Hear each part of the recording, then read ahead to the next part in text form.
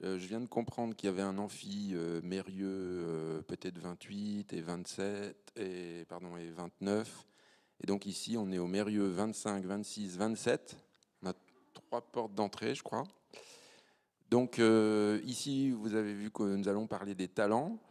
Il y avait 50 personnes inscrites à l'atelier, donc on attend encore un petit peu que chacun ait pu entrer dans le salon, peut-être ait trouvé un café, il paraît que maintenant, ça y est, il est fait. Soit passer aux toilettes, et quand tout le monde sera confort, eh ben, on commence si ça vous va, mais comme il y avait 50 inscrits, on attend un tout petit peu. Ça marche comme ça?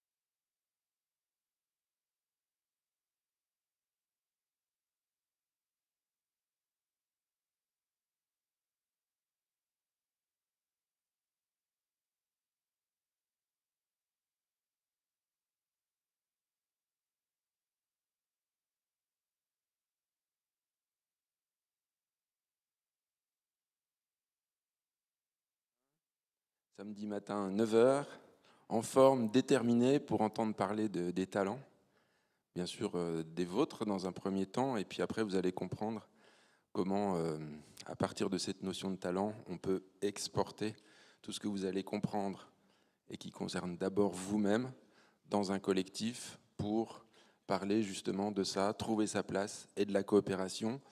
Comme je disais il y a quelques minutes, il y a 50 personnes qui s'étaient inscrites pour assister donc à cette conférence. On attend encore un tout petit peu. Je vois que encore quelques personnes nous rejoignent. Et puis ensuite, on va démarrer.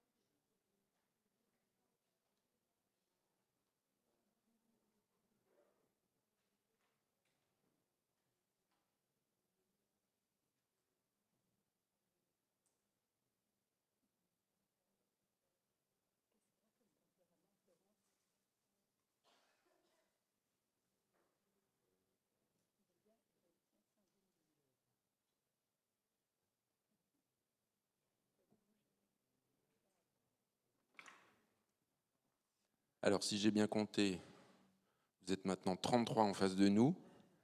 Nous, on sera 3, pour l'instant 2. Et il y a aussi avec nous Charlotte, je ne la vois plus dans la salle. Donc en fait, nous sommes 4 du réseau Talents et Trajectoires pour vous parler aujourd'hui donc des talents. On attend nos 2 collègues, encore 2 arrivées comme ça, on sera 35 sur 50, ça me paraît une bonne jauge. On pourra démarrer pour bien rester dans le timing, pour vous peut-être qui avez prévu ensuite d'autres ateliers.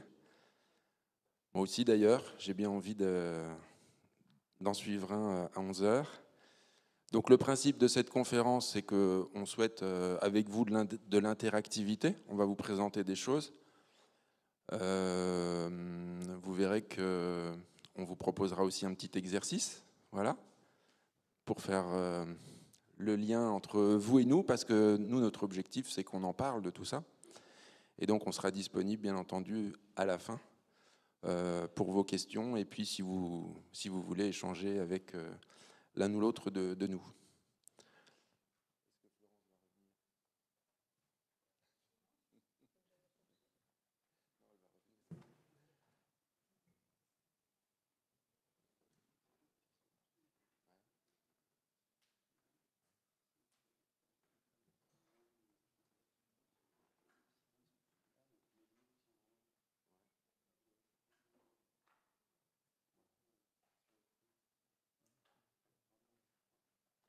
Donc on me donne quelques conseils d'attitude scénique, parce que figurez-vous que nous sommes filmés ce matin. Alors vous de dos et nous de face. Et là, le petit conseil qu'on me donnait, c'est de ne pas oublier de parler aux personnes qui sont de ce côté-ci. Voilà, donc je vais faire attention dans cette conférence de m'adresser à vous qui êtes tout autour de moi.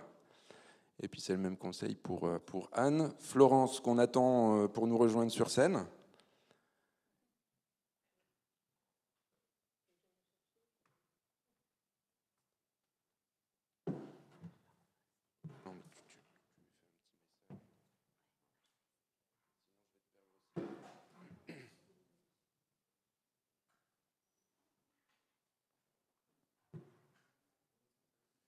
Voilà, on m'a dit, si vous avez le projecteur dans la figure et dans les yeux, c'est bon signe, c'est qu'on vous voit à l'écran. Bon, je vais m'y faire. On ne fait pas souvent de la télé. C'est pour ça que j'ai mis la casquette, en fait. Mais c'est peut-être pas une bonne idée, il faudrait qu'on voit mon visage. Je vais faire comme ça. Voilà, notre équipe est bientôt au complet. La barre des 35 est franchie. On va pouvoir démarrer.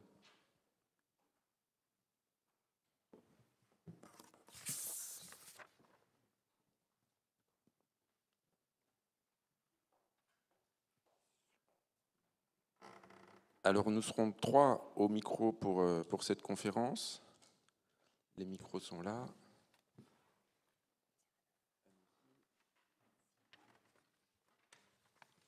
Voilà, vous avez vu le titre de la conférence, identifier ses talents pour trouver sa place dans le collectif et favoriser la coopération. Je ne sais pas ce qui vous a particulièrement décidé dans ce titre à venir assister à cette conférence nombreux ce matin. En tout cas, merci d'être là. Je pense que vous avez fait le bon choix. Nous, on va insister sur le mot talent. Comme je le disais à l'instant, le cœur de notre sujet, c'est les talents. Et ensuite, tout ce qu'on peut en faire. Voilà. Alors, on s'est dit que ces talents qui sont une très belle partie de nous, que nous avons chacun, en fait. Premier message fort qu'on veut vous délivrer ce matin. Vous avez des talents, mais pas vous collectivement, vous chacun, vous avez des talents, des dons et des élans naturels en vous qui sont présents depuis que vous êtes tout petit et qui ont besoin de se déployer. Et on s'est dit, un salon de l'habitat participatif, ça nous intéresse, c'est évidemment notre première participation, parce que d'habitude, on intervient plutôt en accompagnement individuel ou dans des entreprises ou bien auprès de formateurs, récemment dans des écoles, auprès d'instituteurs et institutrices. Et là, on s'est dit, bien entendu, des collectifs comme ceux qui vous intéressent, soit que vous êtes déjà impliqués ou que c'est votre projet, eh ben, il est très important qu'on aille leur parler à ces gens-là des talents. Alors justement, on peut commencer par cette question, non pas si vous avez des talents, parce que là, vous avez maintenant tous la réponse oui. Vous pourriez dire chacun d'entre vous, oui, j'ai des talents, mais peut-être que vous ne savez pas mettre le mot ou les mots dessus encore. Mais non, la question que je voulais vous poser, c'est qui d'entre vous est aujourd'hui dans un collectif déjà formé autour d'un projet existant ou à venir? Est-ce que vous pouvez, s'il vous plaît, lever la main? Voilà, donc vous avez déjà l'expérience. Très bien. Et ceux qui sont en réflexion ou qui portent un intérêt pour cette démarche aujourd'hui et qui viennent se renseigner sur ce volet du vivre ensemble. Merci.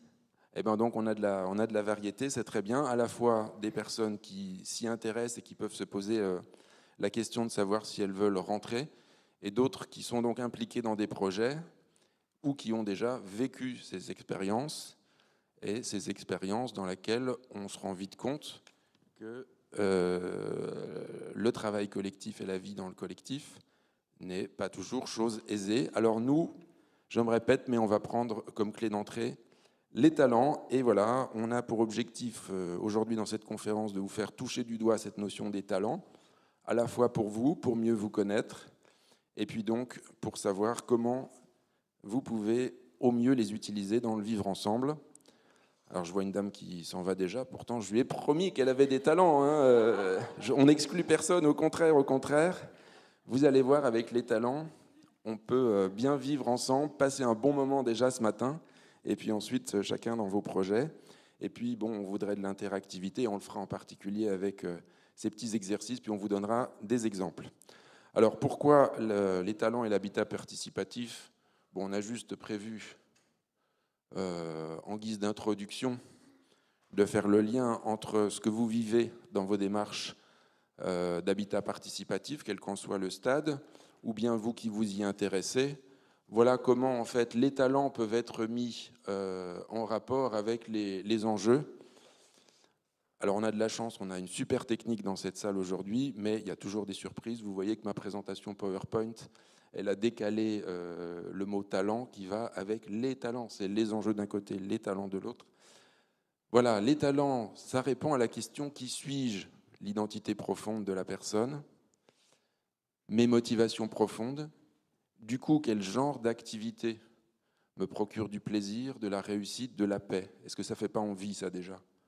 De se dire, il y a des activités dans ma vie qui me procurent ça, non seulement du plaisir parce que j'aime bien les faire, mais en plus je réussis, et comble de bonheur, ça me fait vraiment du bien, ça me met en paix. Alors là, on dirait, oui d'accord, c'est la vie rêvée, présentation idyllique, etc. Bien entendu, dans la vraie vie, il y a quand même quelques petits obstacles avant qu'on arrive à ce niveau de félicité.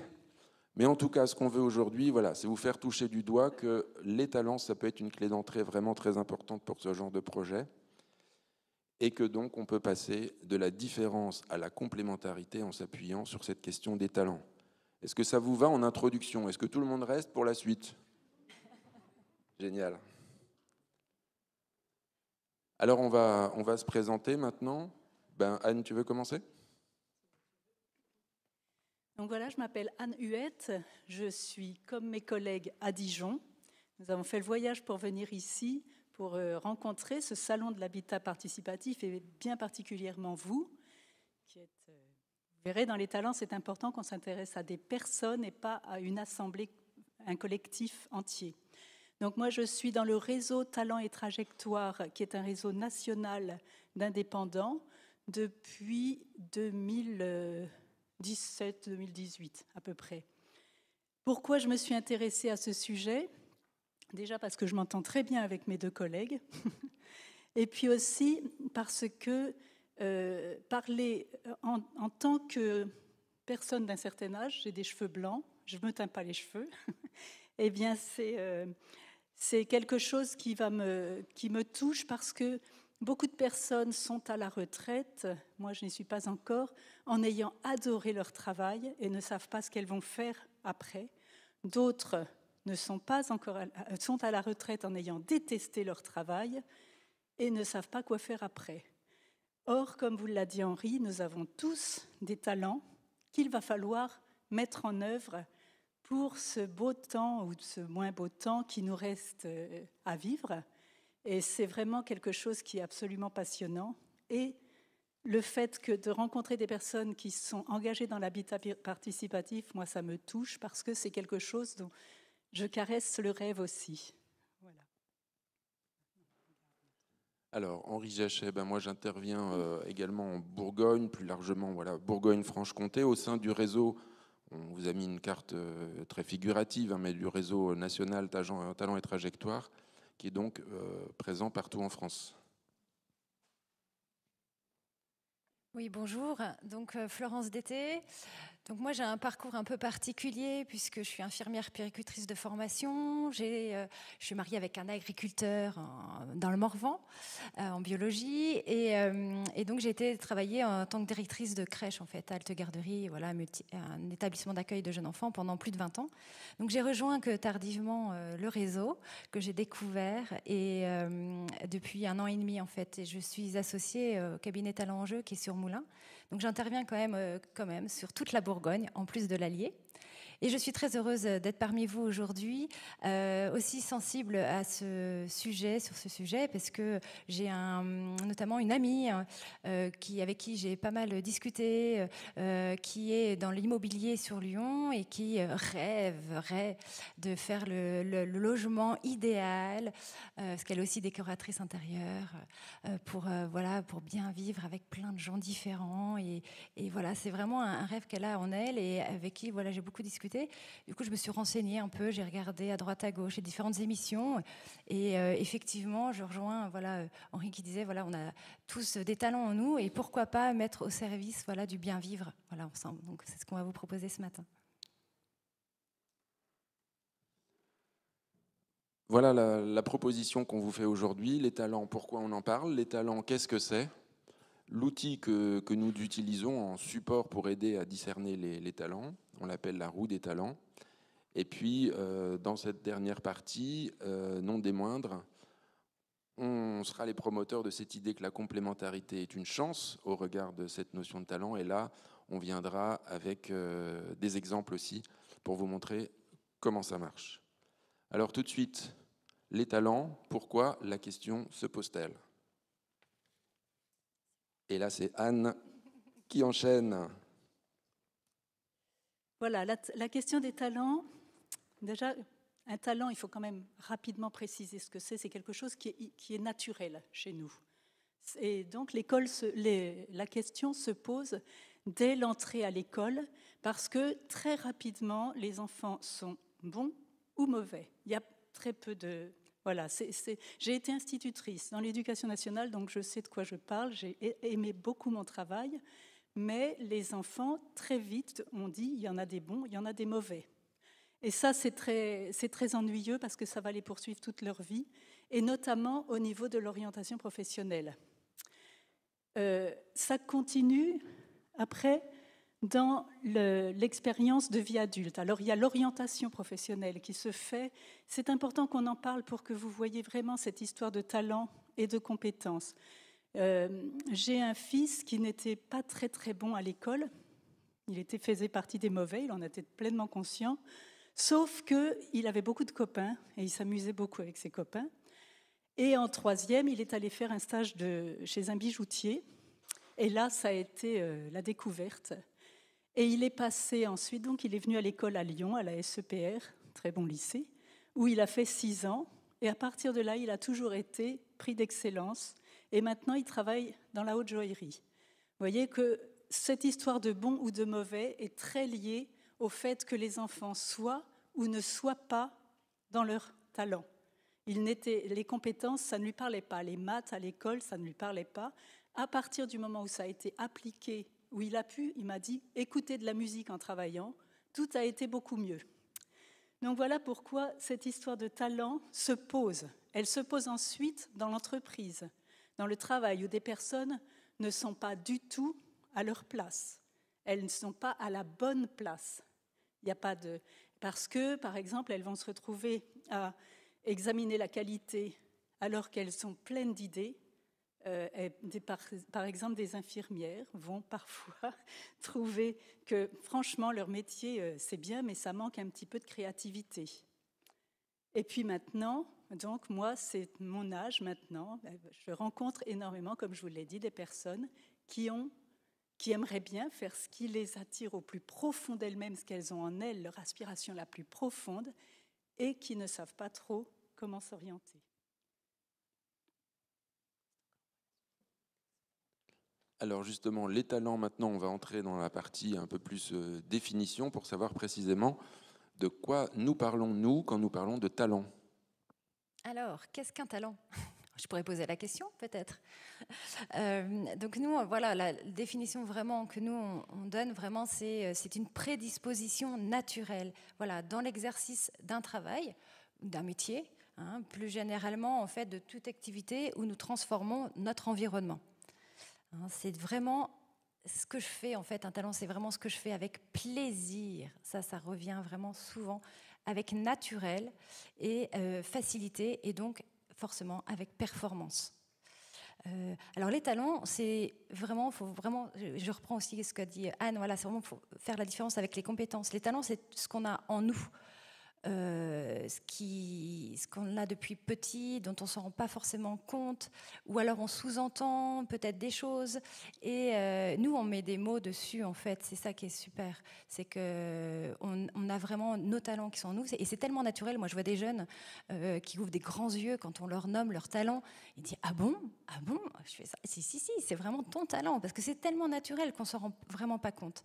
Tandis que la compétence, en fait, c'est le domaine de l'acquis. On va acquérir des compétences au cours de notre vie, tout au long de notre vie. On n'a pas fini d'acquérir des compétences. Mais les talents, ils sont en nous et on ne peut pas nous les enlever. Donc ça, c'est cool.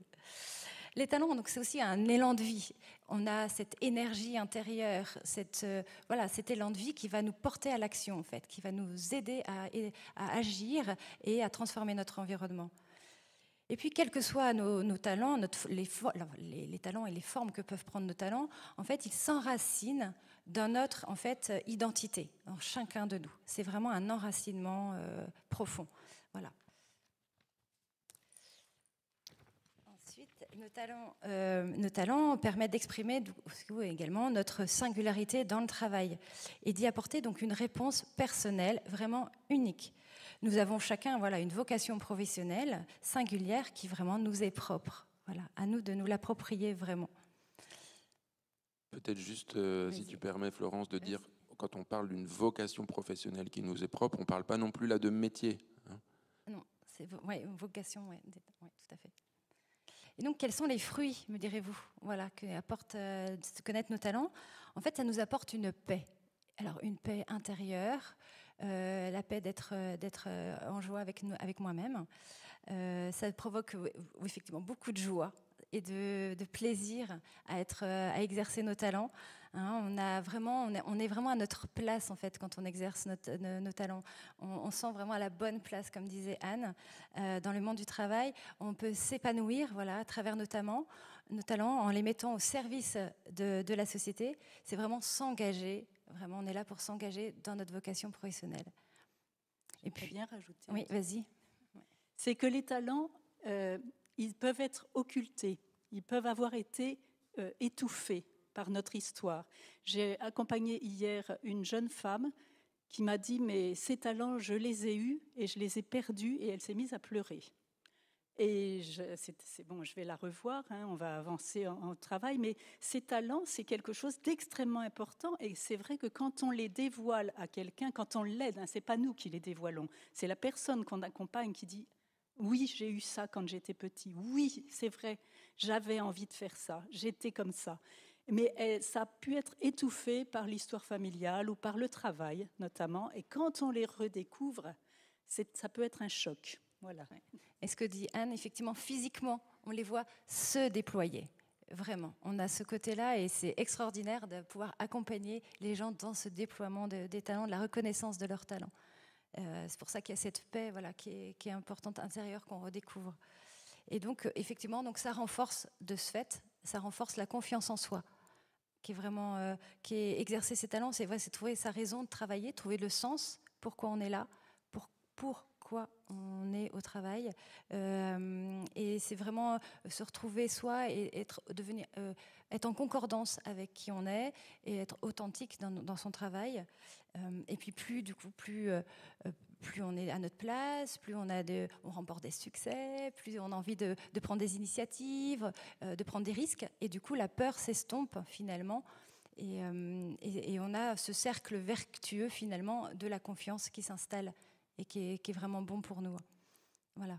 Et dernier point, voilà, c'est vraiment, on est là pour s'appuyer sur ses forces et non sur ses faiblesses. Vraiment, ça sert à rien de s'épuiser à combattre ses limites. Allons vers nos forces, vers nos talents, en fait. Voilà.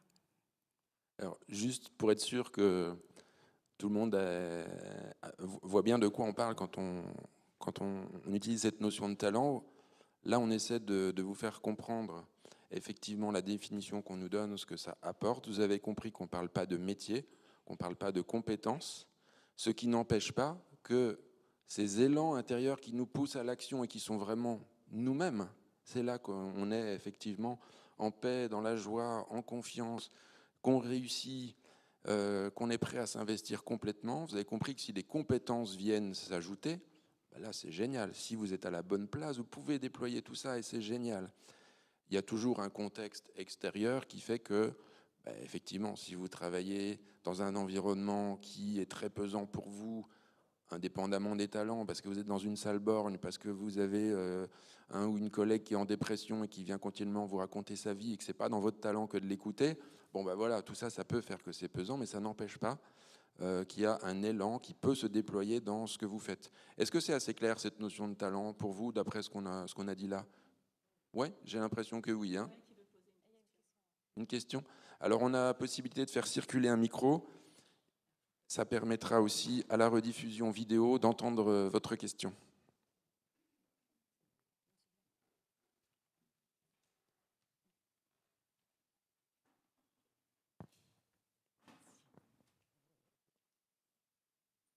Merci, bonjour.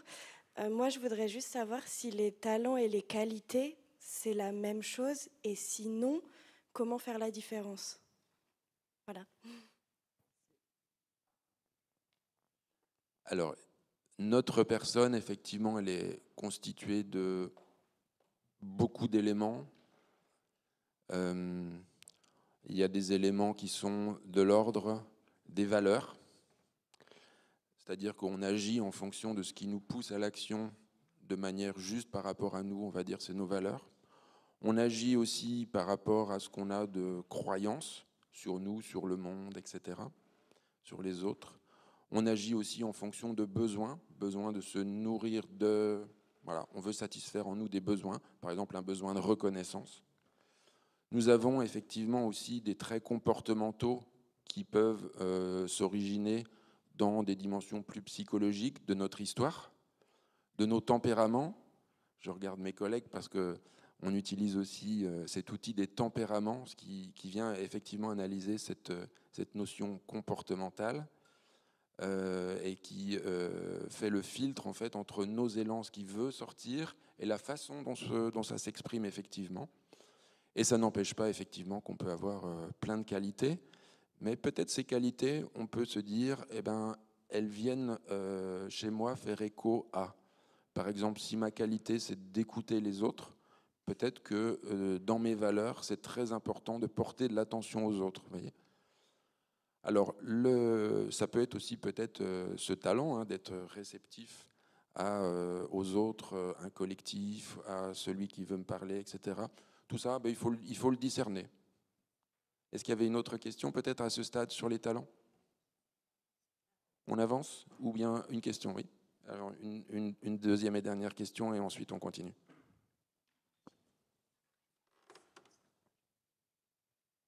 C'est vrai que pour le moment, vous associez pas mal les talents au travail.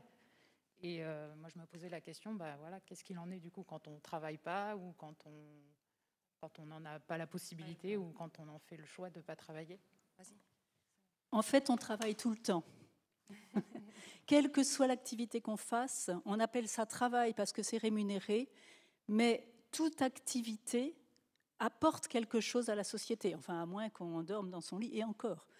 Un bébé qui joue est un bébé qui travaille. Ça, je pense que je dis quelque chose qui doit résonner chez les personnes en général. Je voulais en reparler, donc vous me spoliez. Mais un enfant qui fait un château de sable, il travaille.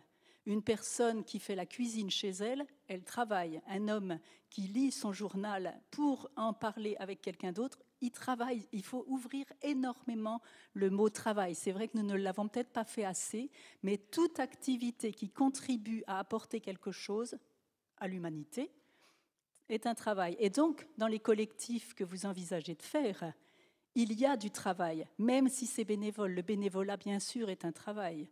La différence, c'est la finance, c'est tout. J'ai cru que tu allais parler de la femme au foyer ou de l'homme au foyer qui s'occupe des enfants. Là aussi, bien entendu. C'est évident. Les talents, un lieu de responsabilité. Anne du... Alors voilà, ce qui est important quand même, c'est bien donc, on a parlé de faire la différence entre les compétences et les talents, et aussi le fait que ce talent, les talents que vous avez, parce que vous en avez une multitude, ces talents, ils vont correspondre à un désir particulier, et ça, en général, on n'en a qu'un.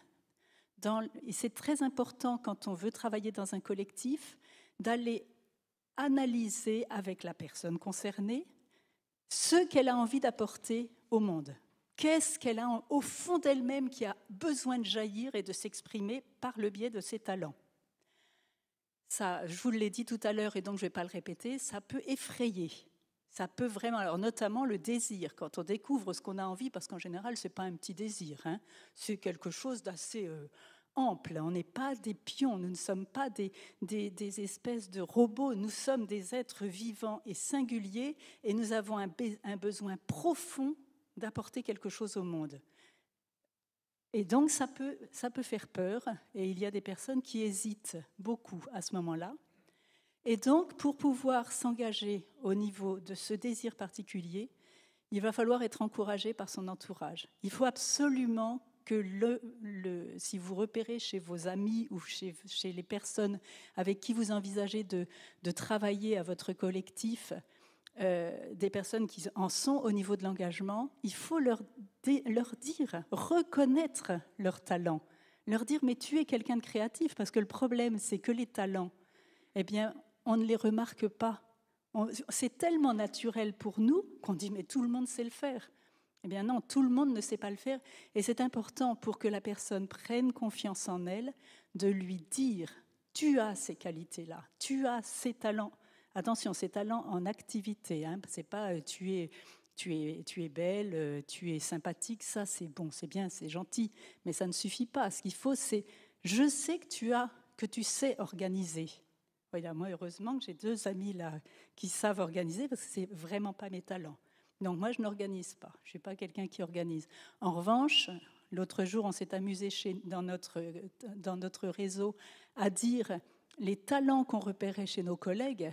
Vous ne pouvez pas imaginer, déjà, pourtant on se connaît, hein, les fruits que ça porte et l'émotion que ça génère chez la personne chez qui on reconnaît qu'elle est unique, qu'elle est belle, qu'elle est singulière. Et ça, on le fait souvent et c'est absolument magnifique. Et donc, cette reconnaissance invite l'autre à prendre la place qui lui est due. C'est-à-dire que si on refuse à une personne ou si elle se refuse une fois qu'elle a pris conscience de ses talents, si on lui refuse la place qui lui est due, c'est très ennuyeux, c'est triste. Et c'est souvent ce qui se passe dans certaines entreprises. Et c'est comme ça qu'on arrive à des burn-out, des suicides, enfin des horreurs, quoi. Voilà. Alors, on vous présente la roue des talents, l'outil que nous utilisons pour aider la personne qui vient nous voir à discerner chez elle les talents. C'est-à-dire, ce n'est pas nous qui allons dire « toi, tu es comme ci, toi, tu es comme ci, toi, tu es comme ça hein ». Notre démarche, c'est d'aider la personne à aller chercher au plus profond « mais oui, qui suis-je ? Mais oui, quels sont mes élans ? Mais oui, quels sont mes désirs ?» Et ensuite, on pose justement ce mot de talent. Allez, on commence La série de questions, elles sont pour vous, ces questions. Peut-être que vous vous reconnaissez dans une ou l'autre de ces 3 phrases, ou peut-être pas du tout, et vous dites non, ça, c'est pas moi. On aurait pu mettre une autre image. Ici, le goût de l'aventure, c'est tout simplement l'audace, le défi. Est-ce que ce qui vous motive, c'est quand il y a un challenge? Voilà.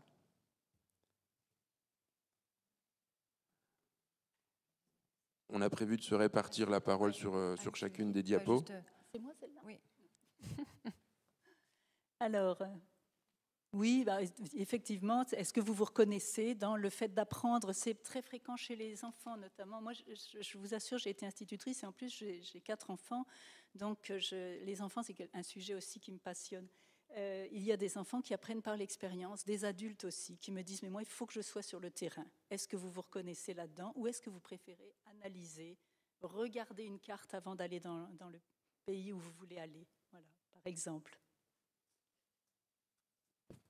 Voilà, avez-vous maintenant une capacité à rappeler les règles, avoir besoin de ces règles, de ces lois et de les faire respecter surtout? Voilà. Avez-vous un goût prononcé pour la maîtrise technique? Ça peut aller ensemble aussi. Donc c'est des gens qui veulent guider les autres vers vraiment leurs fondements, vers leurs croyances importantes de cadre, de loi, et voilà, surtout ceux qui sont ici. Donc là, vous voyez, on est en train d'esquisser par le concret la notion des talents. C'en sont tous, d'accord? Derrière ces questions, il y a des talents. Il n'y a pas les bons, les méchants, les bizarres et les normaux, ceux qu'on n'aime pas et ceux avec lesquels on se trouve bien. En fait, l'idée, c'est ça, c'est de reconnaître que derrière toutes ces questions, il y a des talents.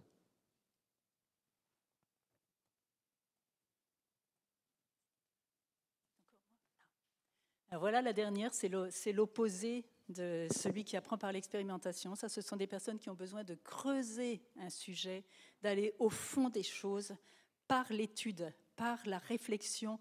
Elles vont poser des questions, mais ça, on va le redire vraiment. Est-ce que vous avez une capacité à théoriser, réfléchir, l'abstraction? Voilà, on a passé 4 diapos. C'est évidemment très très court, mais c'est pour vous faire comprendre un tout petit peu que derrière les mots qu'on a mis, certains ont pu résonner chez vous plus que d'autres. Est-ce que c'est le cas? Est-ce que parmi vous, à travers ces mots, les unes, les uns, les autres se sont dit « Tiens, là peut-être moi » ou « Là pas du tout moi ». Oui? Voilà, vous voyez, quelques mots déjà peuvent être des petits indicateurs. Une démarche d'accompagnement, c'est évidemment pas 3 minutes comme on le fait là devant vous. Mais c'est pour dire qu'en fait, ces petites diapos qu'on vous a présentées, l'image, elle est aussi à but d'interpellation, de même que les petites questions qu'on vous a posées. Nous, on les pose sur la roue des talents, on les superpose à la roue des talents comme des indicateurs pour dire, dans l'inventaire des talents de cette roue, du modèle que nous utilisons, voilà plutôt l'élan qui était représenté par l'image et les questions. Pour l'instant, vous n'avez pas encore appris grand-chose, mais on va entrer dans le détail et ensuite, vous allez voir, il y a un terreau. Alors, voilà. Est-ce que cette roue colorée, vous avez l'impression de l'avoir déjà vue quelque part? Non? Voilà, donc vous ne connaissez pas encore le réseau Talents et Trajectoires, c'est ce que j'en conclus. Il y a d'autres modèles qui sont utilisés par d'autres cabinets et qui aident justement à discerner les talents. Et il y a un autre modèle qui ressemble à celui-là. Et parfois, on me dit « Ah oui, la roue avec les couleurs, je connais. » Voilà. Donc nous, on vous présente la roue des talents utilisée par le réseau Talents et Trajectoires. Et on va entrer maintenant dans le détail. Et là, je laisse Anne. Alors, moi, je vais vous présenter ce qu'on appelle l'axe... Oui, il faut que je reste là. L'axe nord-sud, c'est-à-dire l'axe qui s'appelle libre expression et sens des lois universelles. C'est ça, en fait, l'élan. Le principal élan, c'est l'élan, je dirais, de vie, c'est-à-dire ce qui nous anime, ce qui est en nous, et la façon dont on ce qui nous pousse. Voilà. Donc, du côté nord, les mots qui vont être très importants pour vous, et ça, vous pouvez le faire l'exercice pour vous, la liberté. Ce sont des personnes qui ont un intense et un profond désir de liberté. La liberté, c'est vraiment des personnes, j'en rencontre beaucoup, qui disent « je n'en peux plus d'avoir des contraintes horaires ». Ça, c'est pas possible. Là, alors, elles ont le goût de l'aventure, il ne faut pas se méprendre. L'aventure, ce n'est pas forcément faire le tour du monde en voilier. Il y en a qui font ça, mais ça peut être aussi une aventure beaucoup plus chez soi. On peut vivre une aventure chez soi en écrivant un livre, en écrivant des poèmes par exemple. Et ce qui est très important dans cet axe nord, c'est qu'on va entraîner les autres. Alors c'est pareil, c'est pas forcément allez, venez avec moi, suivez-moi, mais on va être tellement enthousiaste par quelque chose qui va nous émouvoir, on va voir un truc et on va se dire ça c'est vraiment génial. Et à partir de là, on va avoir envie de créer quelque chose qui va susciter l'enthousiasme chez les autres. On va être capable de transmettre son enthousiasme. Ce sont donc des personnes qui souvent ont de l'imagination et qui ont un intense besoin de se faire plaisir à elles personnellement. C'est des personnes qui vivent à l'intérieur d'elles-mêmes. Elles ont donc souvent des relations assez faciles avec les autres parce que par leur enthousiasme, eh bien, elles entraînent les autres personnes qui ont envie de les suivre parce qu'elles ont les yeux qui brillent. Voilà. Et puis... voilà, et elles ont un intense besoin aussi de personnaliser. C'est elles qui font. Et vous remarquerez peut-être des personnes, par exemple, qui vont faire un travail répétitif, mais on va savoir que c'est elles qui l'ont fait. Parce qu'elles vont être... elles ne peuvent pas résister au fait de dire « c'est moi qui fais ». Voilà.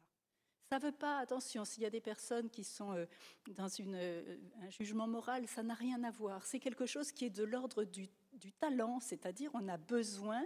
Et on a besoin d'entraîner les autres. Et tout le monde a besoin de ces personnes-là. Il y aura des inconvénients qu'on verra. Et c'est pour ça que quand on est ce que nous appelons au nord, il va falloir s'appuyer sur celles qui sont au sud, qui sont donc celles qui ont le sens des lois universelles. Qu'est-ce que c'est que ces lois ? Comme on l'a dit tout à l'heure, ça peut être les fondements profonds d'une structure, d'une institution, du monde, mais ça peut être aussi quelque chose de beaucoup plus physique.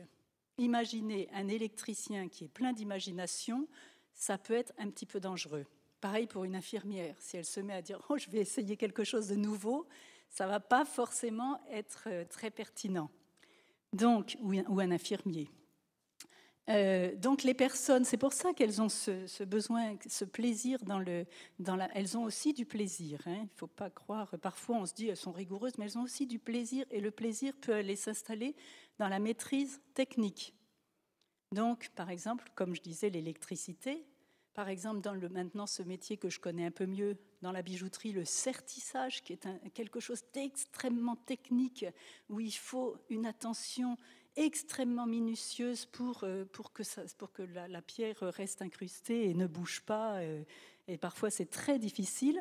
Ce sont aussi des personnes qui ont un certain sens de la loi aussi, qui vont rappeler aux autres, écoute, là, non, on a décidé ensemble que c'était comme ça, et c'est comme ça, c'est pas autrement. Et ça, c'est important aussi. Vous voyez, ce sont donc des personnes qui sont aussi indispensables que celles au nord, qui vont les regarder parfois en se disant celle-là, elle exagère, parce qu'elles ont ce sens de la pérennité, de stabiliser les choses. Et si vous ne vous appuyez pas dans les collectifs sur ces personnes-là, eh ben, ça va partir dans tous les sens. Et on les voit moins en plus, alors parce qu'elles n'ont pas forcément les relations aussi aisées. Parce que pour elles, ce qui est important, ce n'est pas du tout de montrer qui elles sont, mais c'est de faire respecter des fondements. Donc elles ne vont pas forcément se faire beaucoup remarquer, et il arrive qu'aux yeux de ceux du Nord, elles passent pour franchement casse-pieds et exaspérantes, parce que c'est comme ça et c'est pas autrement. Alors que ceux du Nord, ils disent c'est comme ça et ça devrait être un petit peu comme ça quand même.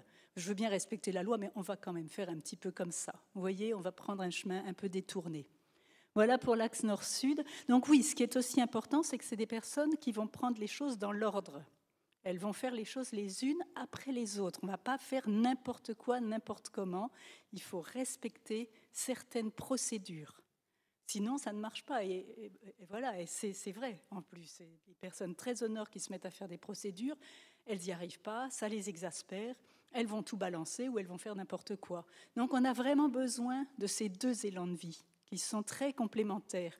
Alors on n'est pas forcément extrême nord ou extrême sud. Beaucoup de personnes sont un petit peu, ont un petit peu des deux. Mais souvent, il y a un des deux axes, enfin un des deux demi-axes qui est plus fort que l'autre, très souvent. Ça va pour vous? Vous n'avez pas l'impression de faire trop de géométrie ce matin?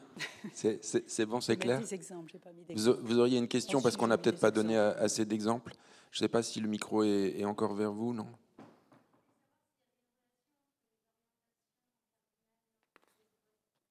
Non, c'est pour se repérer, oui, oui. C'est par facilité, hein. Ça on l'appelle libre expression et sens des lois universelles. C'est ça le vrai mot. Je vais continuer.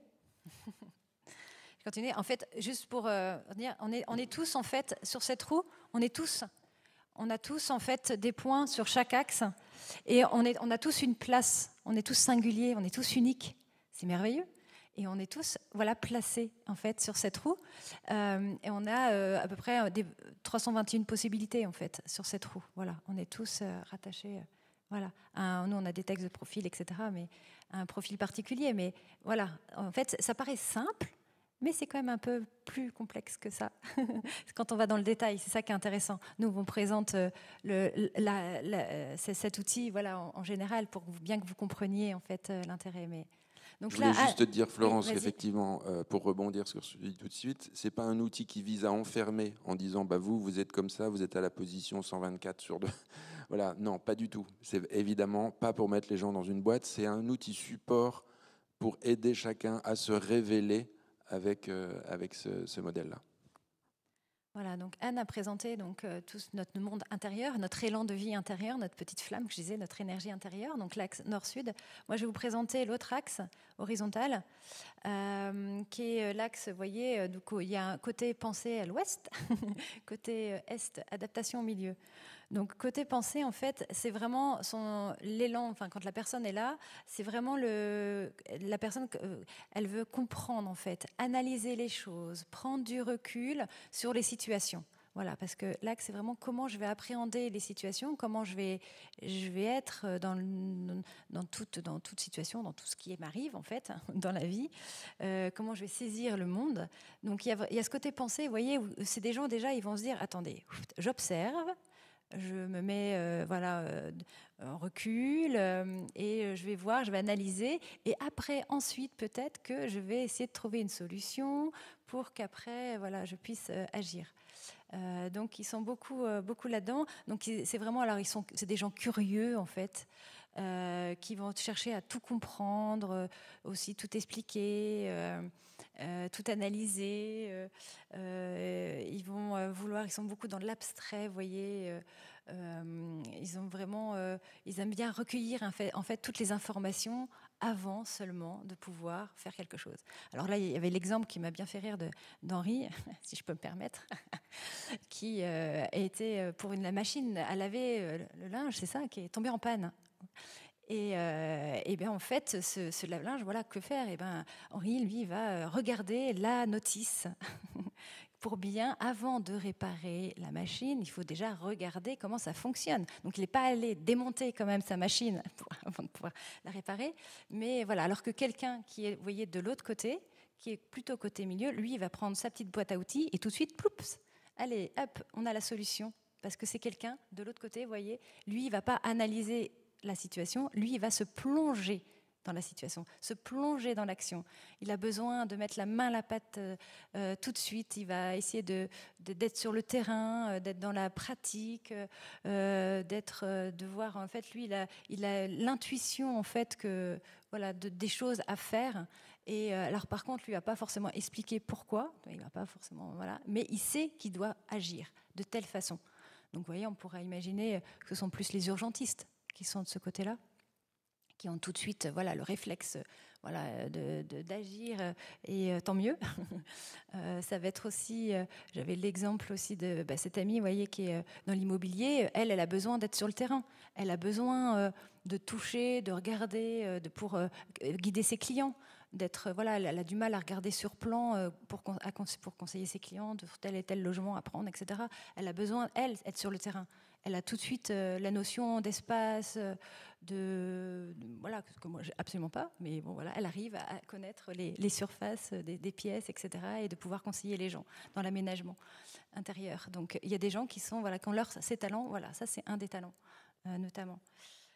Qu'est-ce que je pourrais vous dire d'autre? Je pense que c'est déjà pas mal. Vous avez d'autres exemples peut-être Alors vous voyez, à chaque fois c'est deux intelligences qui se opposaient mais complémentaires. Donc il y avait l'intelligence, alors vous voyez peut-être pas, mais l'intelligence conceptuelle plutôt de l'autre côté pensée, vous voyez, qui est plus théorisante et abstraite, et l'intelligence instinctuelle en fait de l'autre côté, pratique et concrète. Voilà. Mais à chaque fois c'est opposé mais complémentaire à chaque fois. Voilà, donc on est tous placés, on a des points effectivement à l'ouest et à l'est. Question, peut-être ? Oui.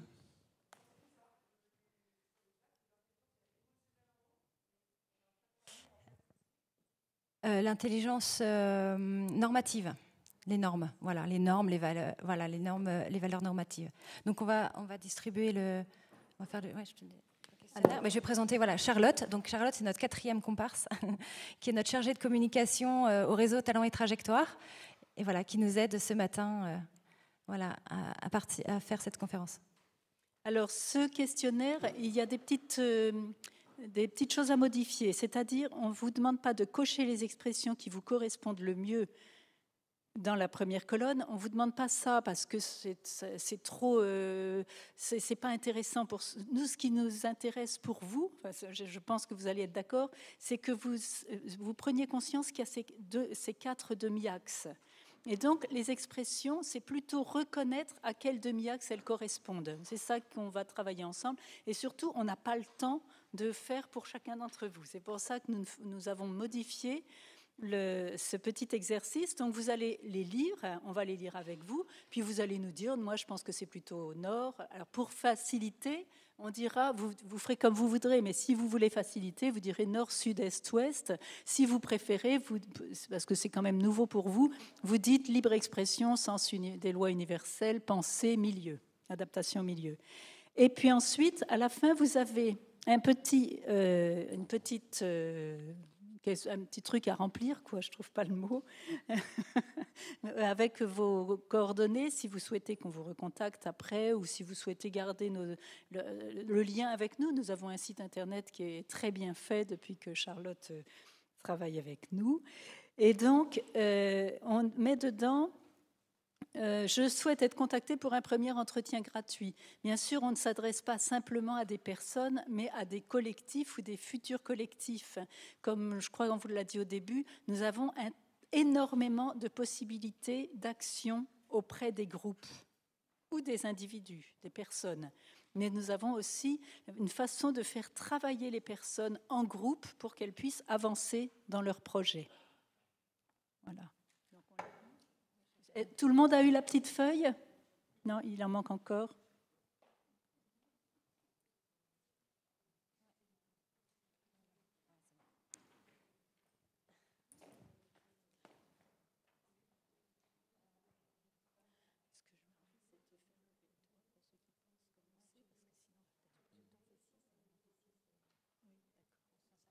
Alors, on va prendre la première ligne et quand vous pensez, moi je vais dire nord, sud, ouest ou est, et quand vous penserez que c'est l'un ou l'autre, vous levez le doigt. Ça, vous inquiétez pas, on ne va pas noter, on n'a pas de jugement à faire, c'est juste pour que vous essayiez de bien comprendre. Donc, j'ai besoin de liberté pour agir. Qui pense nord? Ouais. Voilà. Qui pense sud? Non, bien sûr, la liberté, il n'en a rien à faire. Qui pense est, c'est-à-dire le milieu, adaptation milieu, et qui pense ouest, pensée, non. C'était bien le F, donc c'est F. F, ça veut dire, c'est le F, c'est Nord, ça voulait dire fantasme, mais on a changé le nom en fait. R, c'est règle, P, c'est pensée et M, c'est milieu. Quand j'agis, je m'attache à appliquer les protocoles avec rigueur. Qui pense nord? Qui pense sud? Voilà, celles-là ne sont pas trop compliquées. C'est vraiment la rigueur. La rigueur et le protocole, c'est vraiment typique des gens du sud. Je cherche à comprendre et à expliquer avec clarté comment fonctionnent les choses. Qui pense nord? Qui pense sud? Alors, c'est plutôt qui pense ouest? Voilà. C'est tout de suite un petit peu plus dur. Hein? Et qui pense est? C'est vraiment la pensée. On analyse et on comprend et on explique. En général, les personnes, on ne l'a pas dit, mais les personnes à l'ouest, elles aiment beaucoup expliquer parce qu'elles comprennent bien. Vous connaissez la phrase, ce qu'on soit s'explique aisément. Là, je ne sais plus comment c'est la phrase exacte, mais elles aiment expliquer parce qu'elles ont les mots pour. J'agis le plus souvent poussée par mes émotions. Qui pense nord? Qui pense sud? Qui pense est? Et qui pense ouest? C'était le nord, bien sûr. Il est évident qu'un cadre clair est nécessaire pour bien fonctionner ensemble. Qui pense nord? Ah, j'ai oublié. Je m'adapte au fur et à mesure de ce que je ressens de la situation. Qui pense nord? Sud? Ouest? Est?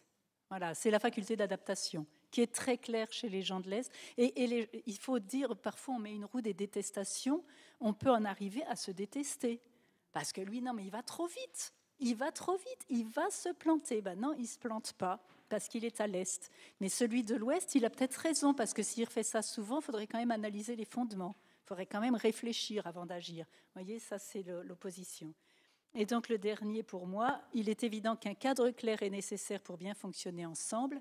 Qui pense nord, sud, est, ouest? On pourrait éventuellement dire un peu est, quand même. Hein. Le cadre clair, ça va être plus efficace. Donc là, le sud et l'est, ils vont peut-être se rejoindre. Mais la notion de cadre, c'est quand même, surtout c'est le mot nécessaire pour bien fonctionner, c'est ça. C'est vraiment, on pose les lois, vous voyez, on pose la règle. Mais le cadre clair, les gens qui sont à l'Est, ils aiment bien savoir où ils vont, avoir des objectifs bien clairement définis. Voilà, je pense à la suivante.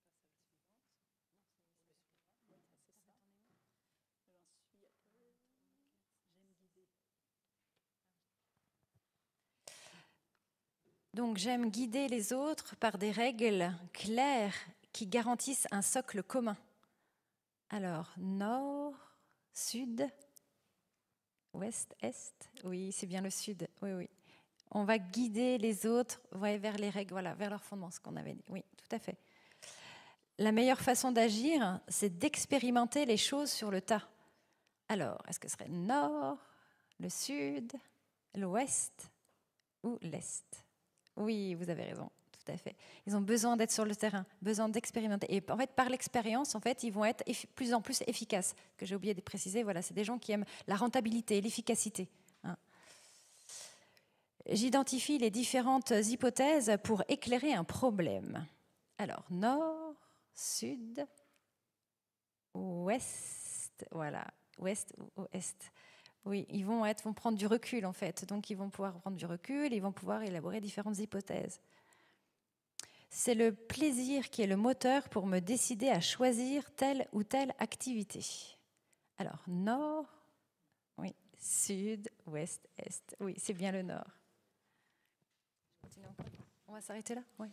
Voilà, vous avez compris avec ce petit exercice, on ne va pas aller jusqu'au bout. On voit que vous êtes bien informés. J'ai l'impression que le message est bien passé. Vous avez compris le système de cette roue des talents et vous avez bien compris du coup que quelle que soit la position de chacun d'entre nous, de chacun d'entre vous, il y a un talent et que ce talent, c'est pas parce qu'il est différent de celui des autres, à travers les élans qu'on a pu décrire avec quelques mots, qu'il est moins bon, moins pertinent, moins utile, moins valorisé, enfin moins valorisable. Voilà.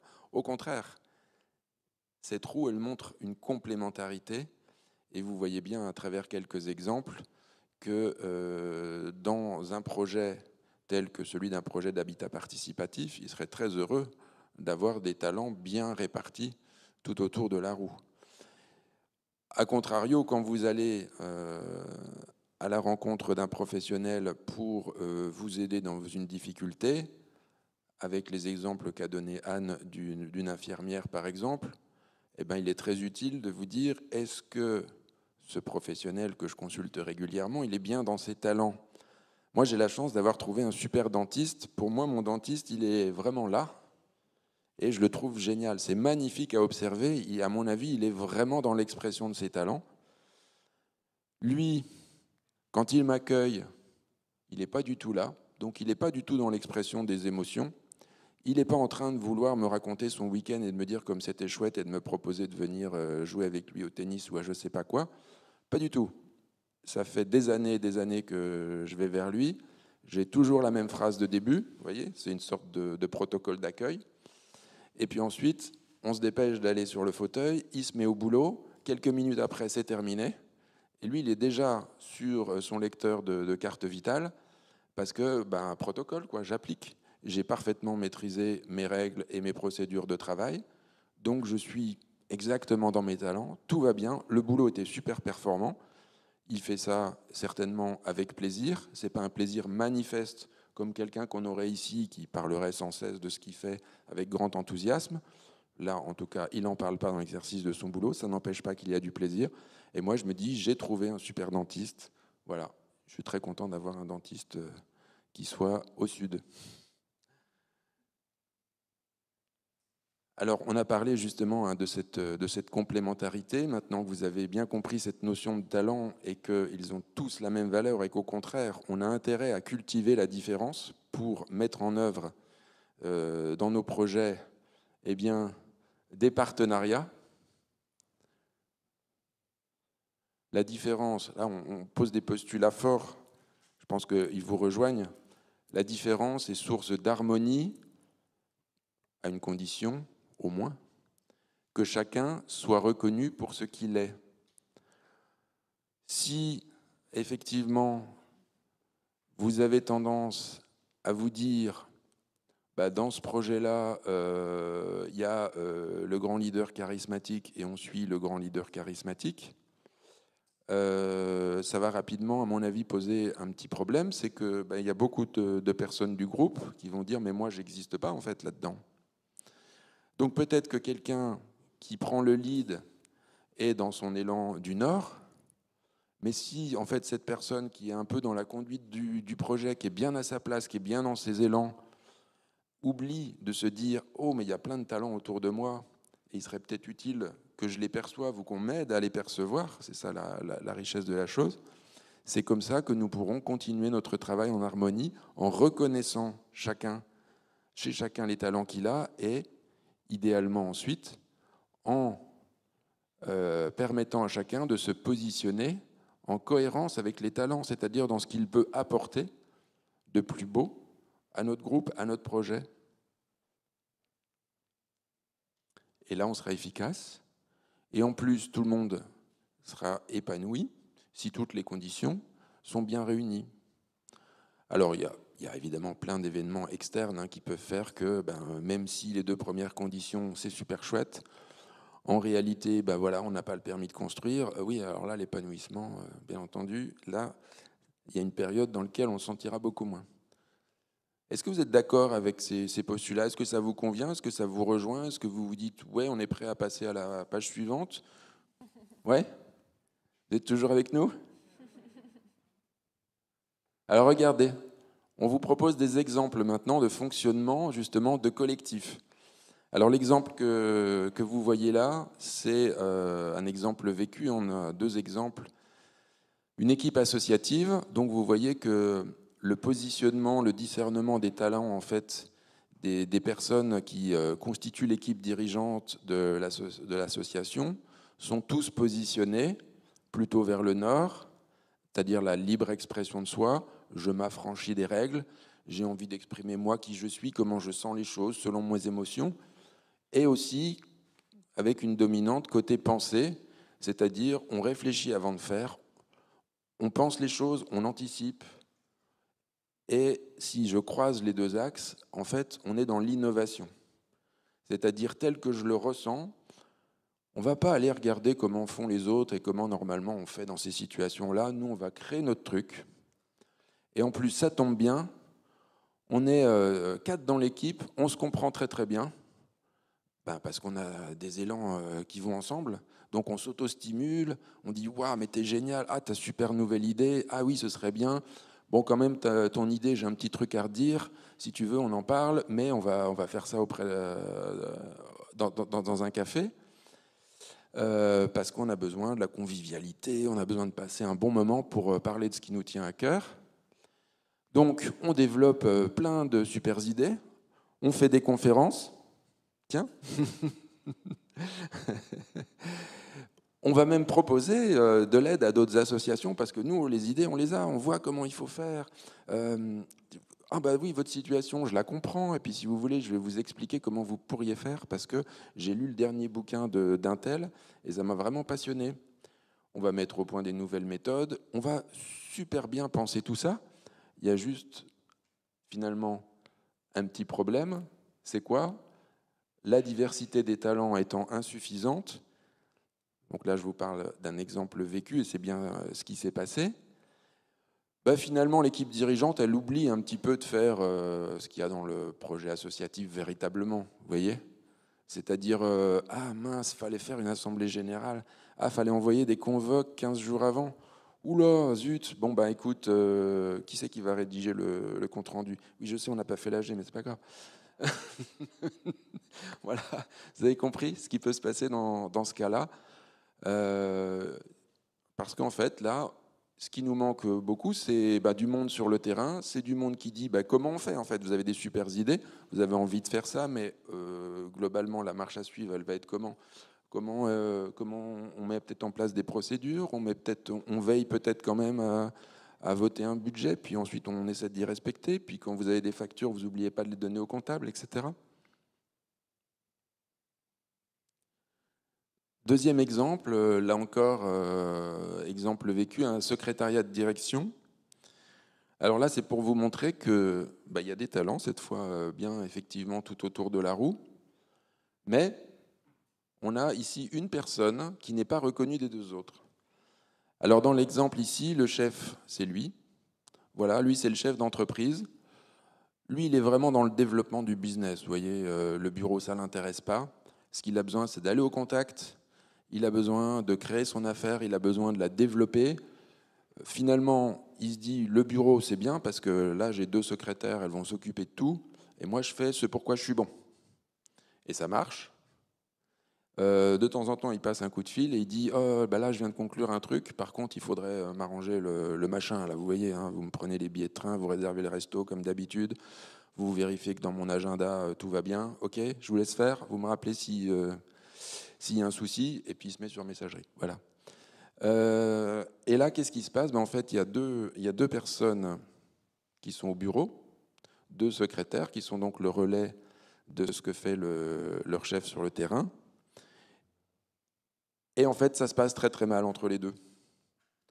Pourquoi? Eh bien, vous avez cette personne-là qui se dit, mais moi je comprends rien en fait. Je comprends pas comment il marche ce type.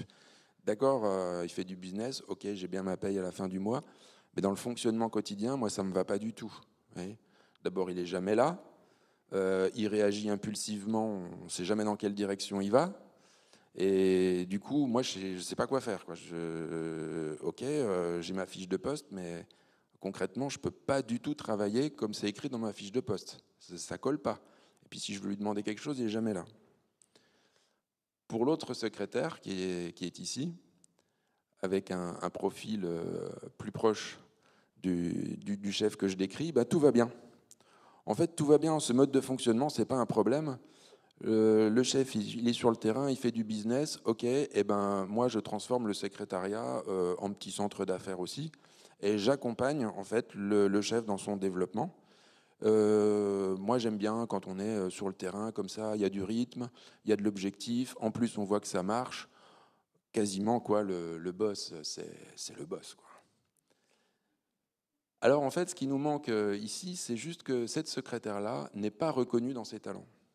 Elle serait très utile dans cette circonstance, parce que en fait, c'est elle la quille du bateau, d'accord ? Le bateau, il fonce toute voile, on ne sait pas forcément où, dans la mer, etc. Ok, ben, il risque de se retourner, peut-être aller trop vite et sans carte. Et puis surtout, derrière, personne s'assure que dans les cales, il y a de quoi manger, que la législation elle est bien respectée jusqu'au bout, qu'on a quand même un minimum de procédures de travail, que quand l'URSSAF appelle, qu'est-ce qu'on lui dit quoi, voilà. Donc, tout simplement, cette personne-là, elle est tout à fait à sa place, elle pourrait franchement rendre service à l'équipe si elle était reconnue pour ce qu'elle est, non seulement dans ses compétences, vous avez bien compris, ce n'est pas là du tout la question des compétences, mais dans ses talents. Et si tout cela était conscientisé et verbalisé, eh bien, il s'installerait déjà certainement un bien meilleur climat au sein de cette équipe-là, une possible réconciliation entre tout le monde, alors que sinon, très vite, ce qui se passe, et c'est ce qui s'est passé dans le cas que je dis, cette personne-là dit, moi, c'est pas du tout possible. Le boulot, j'aime bien ce qu'on me demande de faire, mais là, je peux pas. Là, ça marche pas. J'ai une collègue, c'est insupportable, je peux pas travailler avec elle. En fait, il manque pas grand-chose pour pouvoir travailler ensemble.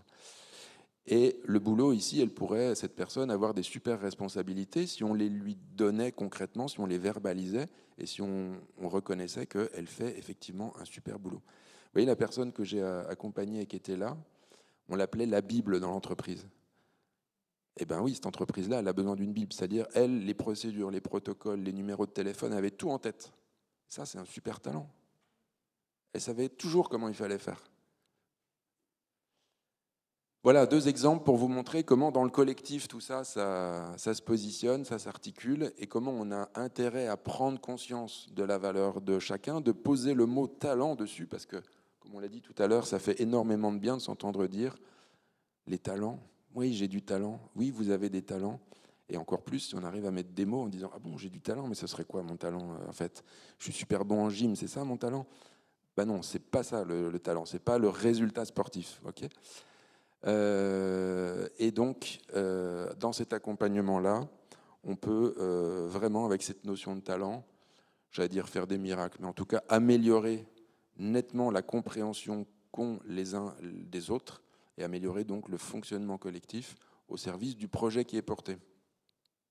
J'ai bien parlé, les collègues ? Très bien. Moi, c'est juste une précision, parce qu'on a rencontré, avant de terminer, mais on a rencontré des fois, lors de nos déplacements, en fait, différentes personnes, dont une qui a un projet en fait d'habitat participatif comme vous et qui se heurte en fait vraiment à justement tout ça, à cette complémentarité d'équipe en fait. Comment faire, comment bien s'entendre, etc.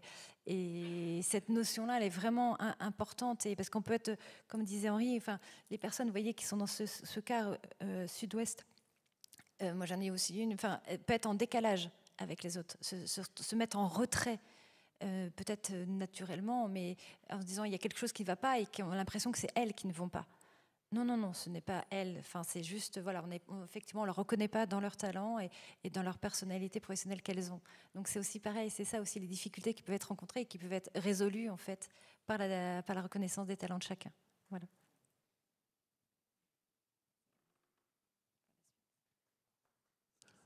C'est la conclusion. Alors, personne ne voulant poser de questions, là tout de suite, oui. on vous propose... une question. Ouais. Pour l'enregistrement.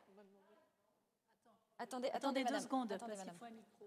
Parce qu'on est enregistré en fait, donc il faut qu'on entende votre question. Merci. Merci. Oui, je pense qu'il faut des groupes d'une certaine taille.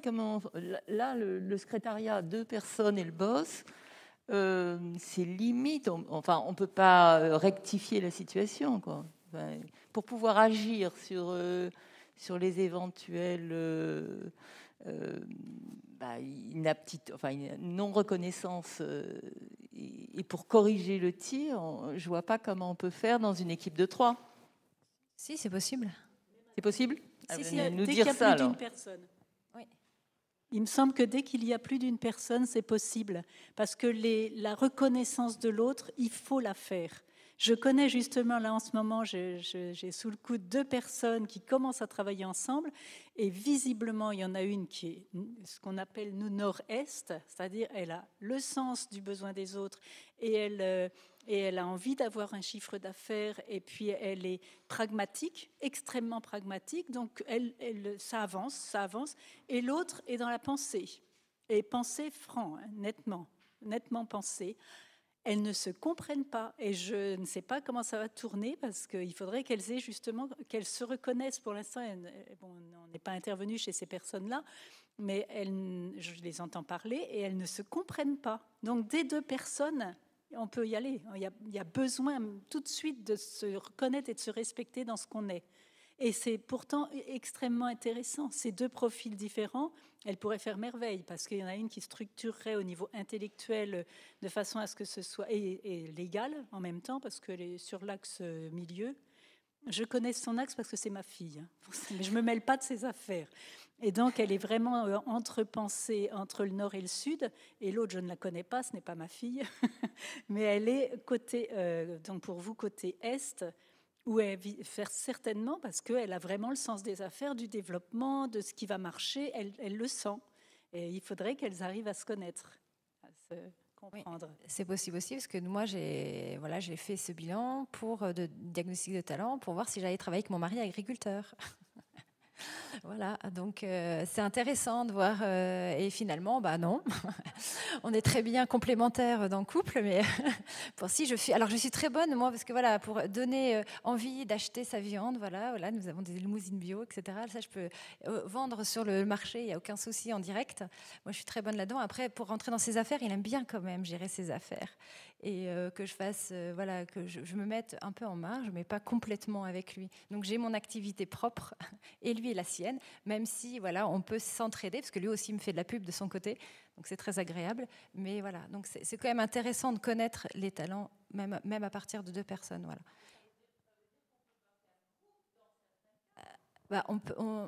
Dans certains cas, on ne peut pas faire groupe. Si on ne là, votre exemple, vous travaillez chacun dans... Oui, mais on est quand même complémentaires. Après, si on peut faire tout à fait un groupe, même avec nos talents différents. Après, c'est la volonté de chacun et effectivement de reconnaître et de se mettre en place. Là, c'était une volonté propre et parce qu'on est en couple. Mais ça peut être aussi tout à fait Après, ça dépend quel sens on donne aussi, quel sens et quelle direction on veut. D'accord, donc là, vous allez nous dire, un peu nous guider pour nous dire comment dans un groupe, une fois qu'on a fait ces reconnaissances de talent, et on peut avancer quand même, oui, c'est ça ? Oui, on vous a donné des exemples où c'était des fois difficile, mais effectivement, on peut avancer en les reconnaissant et en allant dans la même direction. Mais tu veux peut-être... Oui, après, il y a d'autres... après, quand ça devient plus le fonctionnement de l'entreprise, un petit collectif comme ça, c'est beaucoup plus proche du fonctionnement d'une entreprise que du fonctionnement individuel.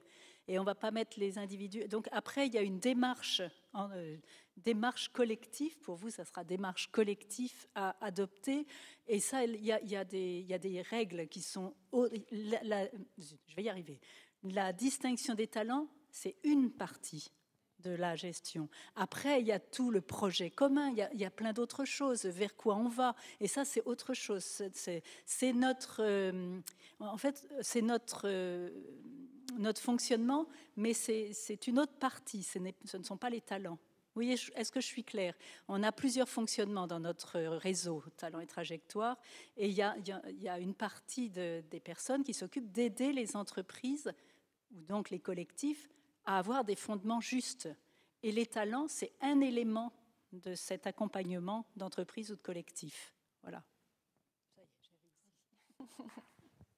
Peut-être pour essayer de rebondir un petit peu sur la question de la dame juste avant, Dans le premier exemple où les gens avaient des talents qui étaient trop proches les uns des autres, comment est-ce qu'on peut aller de l'avant avec cette situation-là? Est-ce qu'il faut que les personnes fassent un travail sur elles pour réussir à mener les activités qui ne sont pas celles de leur talent? Ou est-ce qu'il faut changer la composition du groupe? Alors, ce qu'on a envie de répondre, évidemment, c'est qu'on ne reniera jamais nos talents, hein. Donc, effectivement, on peut se forcer à faire des choses qui ne sont pas dans nos élans, pas dans notre nature. On a tous confrontés à ça dans notre quotidien. On a des démarches administratives. C'est pas toujours notre tasse de thé, parce que si je rapporte ça aux élans et aux talents, les démarches administratives, pour des personnes qui vont être plus au sud, oui, peut-être ça va être pénible, mais il peut y avoir un plaisir à dérouler un processus qui aboutit sur quelque chose et qui permet de dire « ouais, ce processus-là, je sais qu'il est bon, il marche, il fonctionne, il est valable, il me sert, donc moi, ça me convient très bien et j'aime faire ce genre de travail. » Vous voyez ? Donc, pour d'autres, ça, c'est impossible. Quand on est dans un élan où, justement, on veut se libérer de tout ce qui est des cadres pour arriver à s'exprimer soi-même, alors on peut faire un effort. Ça va un moment, mais effectivement, ce qui est à conseiller à un collectif pas assez hétérogène en termes de talent, c'est de s'appuyer, c'est d'aller chercher les talents là où ils sont. C'est-à-dire cette entreprise, ou là c'était l'exemple d'une association, si elle prend conscience que telle qu'elle est formée, elle ne peut pas, oui, effectivement, les aspects comptables et administratifs, c'est vraiment pas son truc. Est-ce que peut-être on pourrait rémunérer quelques heures par semaine quelqu'un ? Est-ce qu'on pourrait solliciter un bénévole qui est avec nous et qui a l'air d'être bien sur le sujet ? On pourrait peut-être lui demander à lui de prendre en charge, de nous aider en tout cas, de nous rappeler que, oui, il va falloir, je reprends cet exemple, il va falloir une assemblée générale, il va falloir une convocation. Tu pourrais regarder là sur Internet comment on fait, quoi, parce que nous, c'est pas notre truc. Et franchement, on préférerait te confier ça à toi, dont manifestement, c'est plus tes talents. Vous voyez, si on reconnaît le talent à quelqu'un, qui n'est pas de dire, toi, tu es la petite main, donc tu vas faire, et puis ça nous rendra bien service. Pas d'instrumentaliser le talent, c'est pas ça, mais vraiment reconnaître que nous, on n'a pas la capacité, on pourra faire des efforts, mais globalement, c'est pas nos élans, et donc on a besoin de pouvoir s'appuyer sur ceux dont c'est le talent. Je me permets de donner un exemple. Dans notre habitat participatif, on a commencé notre réflexion il y a plus de 18 ans. Et à l'époque, tout ce qui était juridique et tout ça, c'était extrêmement flou ou au contraire très précis. Et ça ne correspondait pas du tout à ce qu'on cherchait. Alors on a eu du mal à trouver un notaire qui veuille bien prendre en charge notre dossier. Et personne n'était volontaire.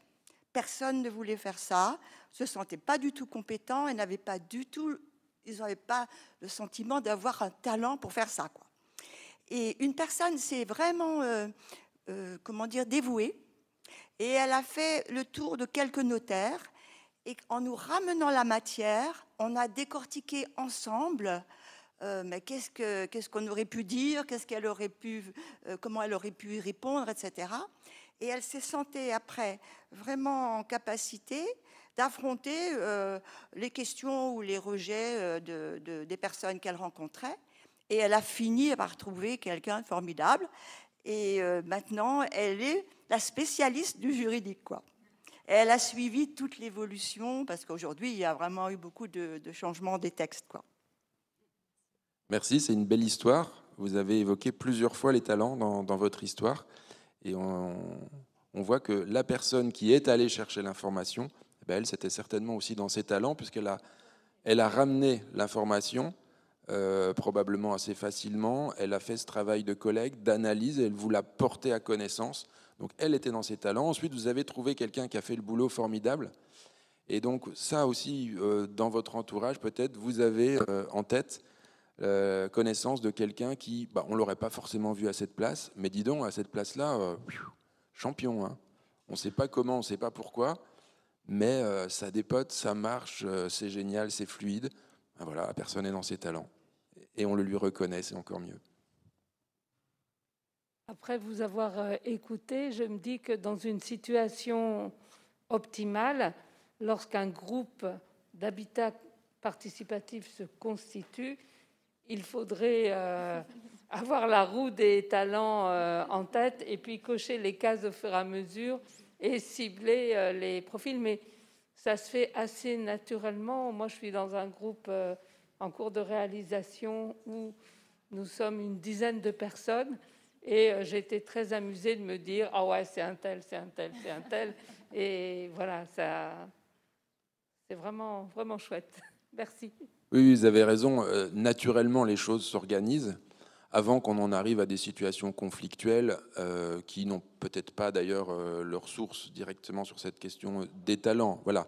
Mais ça peut vraiment constituer une aide à soit revisiter le positionnement de quelqu'un dans l'entreprise, dans l'association, dans un collectif porteur d'un projet comme le vôtre, quelqu'un qui ne se sent pas bien, peut-être déjà, comme on a insisté, de dire on reconnaît que tu as ici toute ta place et on va chercher ensemble quelle serait la meilleure pour toi, par exemple. Vous voyez, ça peut être une démarche intéressante qui va s'appuyer pour le coup pour les talents, c'est-à-dire, ouais, tu es pleinement participante du projet, tu n'as pas encore réussi à vraiment trouver ta place et tu nous le dis, et tu es en train de te poser des questions, est-ce que c'est vraiment fait pour moi l'habitat participatif?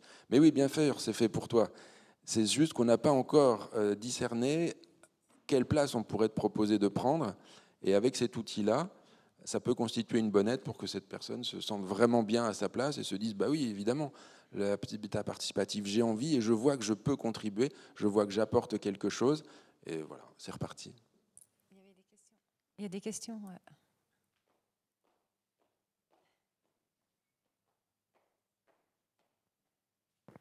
Je reviens au début, vous avez dit des talents et un désir.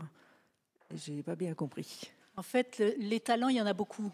On n'en a pas qu'un. Et surtout, on a des talents qui s'expriment de diverses manières. Mais en général, les personnes ont un désir dont elles n'ont pas forcément conscience et qui est ce désir qui anime toute une vie. Et quand... ça m'ennuie de prendre un peu mon exemple, mais je peux vous le dire quand même. Moi, par exemple, je me suis toujours occupée des personnes, toujours. Et aussi petite que je me rappelle, j'avais cette attirance pour comprendre comment fonctionnait l'autre. Et dans mon désir que j'ai travaillé, bien sûr, j'ai cette attirance pour transmettre des choses importantes aux gens. Voilà, des choses essentielles. Et ça, en général, on n'a pas 50 désirs, mais on n'en a pas forcément conscience. On n'est pas forcément au point sur ce qu'on souhaite. Et c'est le problème de beaucoup de personnes, notamment quand elles arrivent à l'âge de la retraite, parce qu'elles n'ont pas conscience de ce qui est le moteur dans leur vie et qu'elles vont pouvoir réaliser en s'appuyant sur leur talent. Alors après, ça, c'est quelque chose qu'il faut travailler, parce qu'on croit, oui, j'ai plein de désirs, mais non, fondamentalement, on a quelque chose qui nous fait vivre, qui nous fait vibrer, qui nous fait avancer dans la vie. Voilà. Est-ce qu'il y a d'autres questions? Ouais.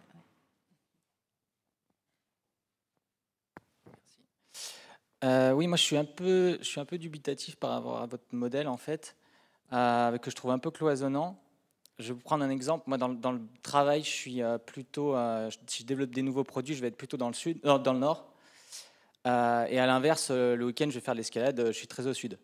Alors du coup, je sais pas trop si, voilà, est-ce que c'est vraiment lié aux personnes ou est-ce que c'est aussi lié au contexte dans lequel évolue la personne, voilà. Alors. Après, c'est difficile en 2 heures de temps de voir si vous êtes au nord ou au sud. Il faudrait vraiment, parce que nous, pour analyser ça, on questionne vraiment la personne sur son histoire et ce qui revient. L'escalade, ça peut être le nord, il n'y a aucun problème. Parce que, par exemple, les personnes du nord, vous avez souvent, pas toujours, on peut être partout, mais souvent les artistes. Les artistes, pour arriver à être un très bon pianiste ou un très bon chanteur ou un très bon... quel que soit le niveau artistique, ils ont besoin de la technique. Mais ils vont utiliser la technique pour s'exprimer eux, pour dire qui ils sont. Dans l'escalade, je pense que... Alors, je ne sais pas, on ne peut pas savoir en très peu de temps, on peut soupçonner qu'on est au nord, au sud. Après, ça s'affine énormément par les accompagnements et par l'histoire personnelle. Qu'est-ce qu'on a réussi? Comment on a réagi? Qu'est-ce qu'on a toujours aimé? Qu'est-ce qui nous a fait nous mouvoir? Voilà, qu'est-ce qui a été notre fil rouge dans toute notre histoire. Mais l'escalade n'est pas forcément au sud, bien qu'il y ait une grande maîtrise technique. Mais la maîtrise technique, pourquoi on l'a fait? Est-ce que c'est parce qu'on admire? Enfin, je ne sais pas. Les personnes au sud, elles resteront vraiment dans quelque chose qui est de l'ordre de la maîtrise qu'on applique. Je pense que les personnes qui sont plus au nord, mais il faudrait voir avec l'histoire, vont plutôt maîtriser la technique pour un plaisir personnel, pour s'exprimer soi. Voilà. Merci. Ouais, n'hésitez pas à laisser vos petits coupons sur la place. Merci. Bonjour. Je me posais juste une question par rapport à quand on a justement deux profils très différents. Par exemple, quelqu'un qui a été identifié par le groupe comme, je ne sais pas, très au nord et quelqu'un d'autre très au sud, et qu'on décide de valoriser la compétence de chacun. Comment est-ce que, comment dire, quand on a des façons de fonctionner vraiment très différentes, comment est-ce qu'on peut s'accompagner dans sa différence et pas être dans peut-être des images que vous avez pu donner de, pour la personne très au nord, d'avoir l'impression que la personne très au sud est très, on va dire, très rigide et très procédurière et peut-être un peu ennuyeuse. Et de l'autre côté, que la personne qui est très au sud n'ait pas l'impression que la personne au nord est juste quelqu'un qui s'amuse et qui ne prend aucune responsabilité. Voilà.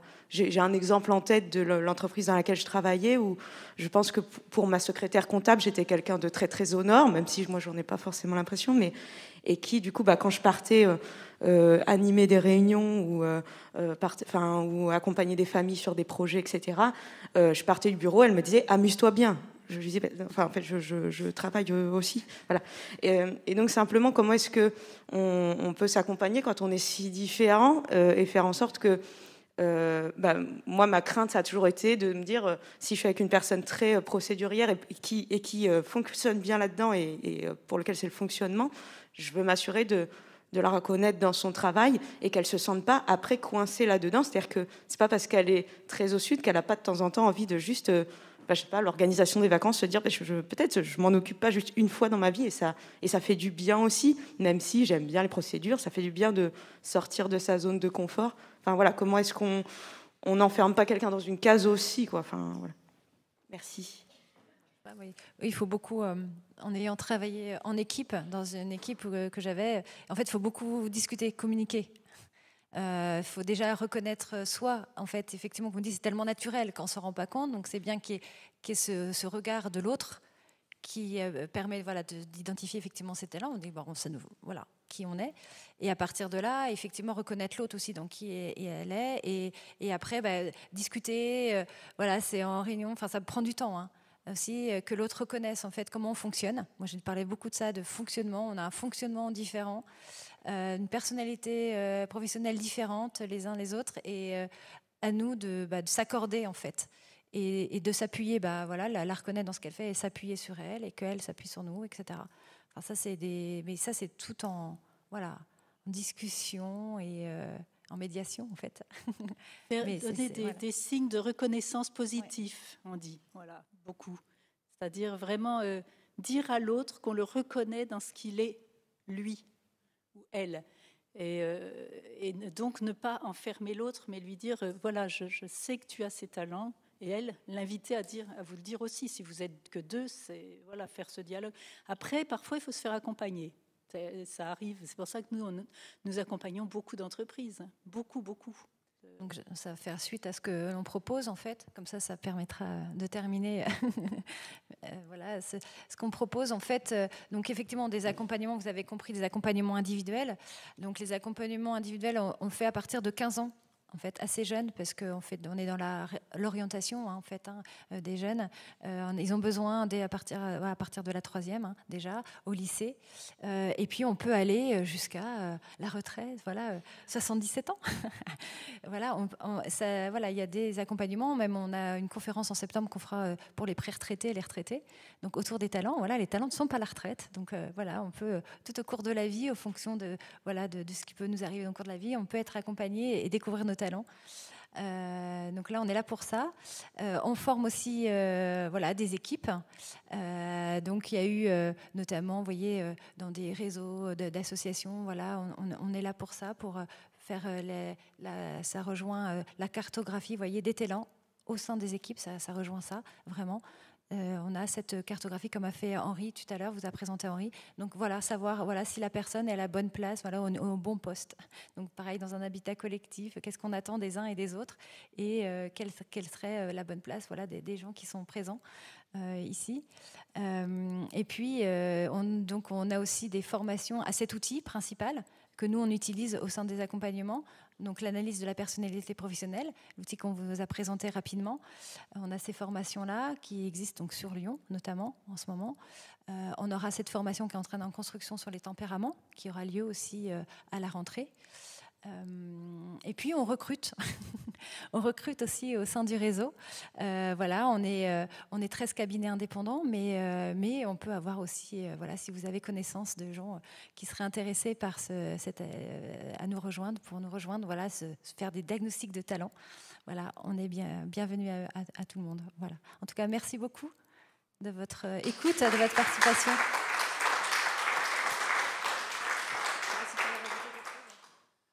Merci à toutes et à tous. Bon salon, peut-être à tout à l'heure sur un autre atelier. N'hésitez pas à laisser vos petits coupons, on va venir les ramasser. Les coupons. Voilà, vous pouvez laisser effectivement vos coupons sur la table. Vous pouvez aussi venir nous voir, on a un petit peu de temps pour échanger individuellement si vous le souhaitez.